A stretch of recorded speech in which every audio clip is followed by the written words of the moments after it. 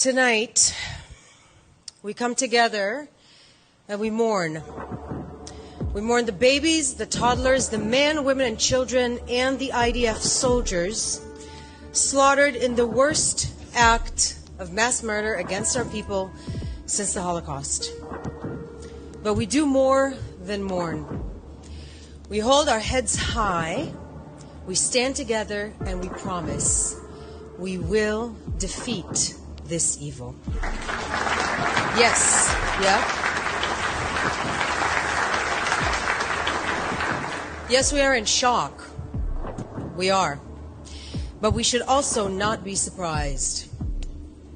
What we have experienced on and since October 7th was sadly predictable. We warned against it. There were two elements coming together in the horrific, perfect storm of October 7th. The first is the danger of radical Islam, or more accurately, the radical Islamic Nazism that is constantly lurking at Israel's border. The second is the grooming, ongoing grooming of Western civilization through universities, the media, and social media, so that when the time came and the Islamic Nazis carried out the act of genocide, many in the West would celebrate it, justify it, and no longer tell the difference between good and evil. We warned you. We warned you of what from the river to the sea Palestine will be free looks like. We warned you of the dangers of that slogan being used for likes and shares and celebrity virtue signaling on TikTok and Instagram. On October 7th, Hamas showed us what from the river to the sea really means. It means itbach el Yahud, slaughter the Jews.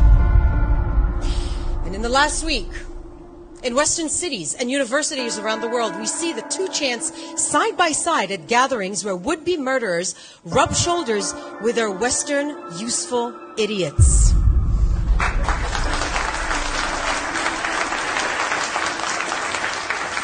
Western progressives have been played.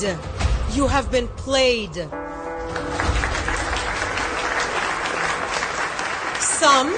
Some got a wake-up call, but others have been so brainwashed to dehumanize, vilify, and demonize Israelis that for now, they're too far gone.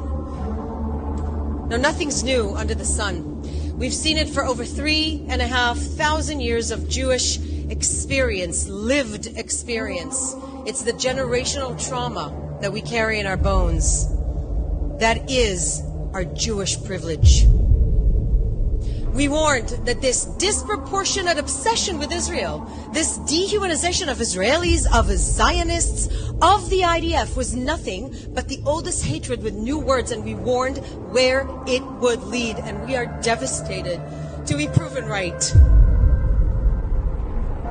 This demonization of Israel is not progressive, it's not peaceful, and it's sure as heck not going to free Palestine. It is a modern-day blood libel calculated to incite, pave the way for, and then justify a genocide. Israel is one of the greatest stories ever told. Its vilification is one of the greatest smear campaigns in the history of the world. This evil, this radical Islamic Nazism lurking on our borders has been waiting for the chance to exterminate our Jewish democratic nation state. It looked the future in the eye. It saw a possibility of Israel at peace with the region, and it didn't embrace it. It set out to exterminate it before it was even born. But we have news for you. When we say never again, we mean it.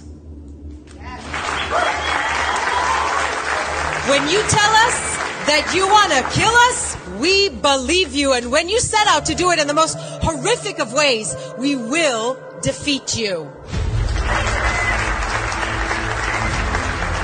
To the Palestinian people and all the nations, we reach out a hand as good neighbors, but we need you to help us defeat this evil, because Whether we call it Hamas, ISIS, the Taliban, or Hezbollah, that evil that set out to destroy us will destroy you too. We know that you understand this. We know that you understand this better than the so-called activists on your campuses and the social media keyboard warriors in our Twitter feeds. And now is the time to act. To Western universities and progressive circles in which this massacre was celebrated, justified, or minimized, hang your heads. Stop telling yourselves and everybody else that you need to do the work and do some work yourselves. Your unconscious biases against the Jewish people are showing, and you're sleepwalking down a path paved by millennia of Jew hatred. Your BDS is a friendly face of a criminal enterprise, and it's time to go after it. It's time that law enforcement realize that your movement is inciting murder. Your so-called anti-Zionism is the same genocidal, racist belief system. Anti-Zionism is anti-Semitism. And when you find yourselves arguing over just how many babies were murdered, beheaded, or burned because these babies were Jewish, just as one person puts it, ask yourselves why your Jewish quarters are empty.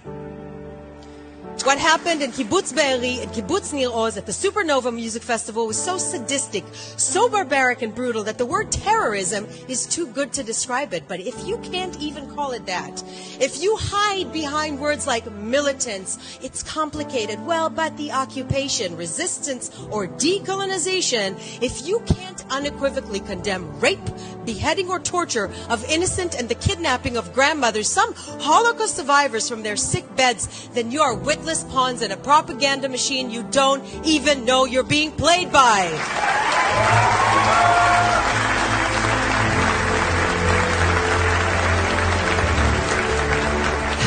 Today, I am also going to practice some gratitude. Modani. I am grateful that we, the Jewish people, have a strong state defending us, defended by a citizen army as ethical as any other force in history. We stand shoulder to shoulder with the families of Israelis and Americans held hostage by Hamas terrorists. We call on the world, on every state, the NGO, UN, to pull every lever and don't leave a stone unturned, demanding to let the hostages go. Bring them home. Bring them home. And friends, above all, I'm grateful for this.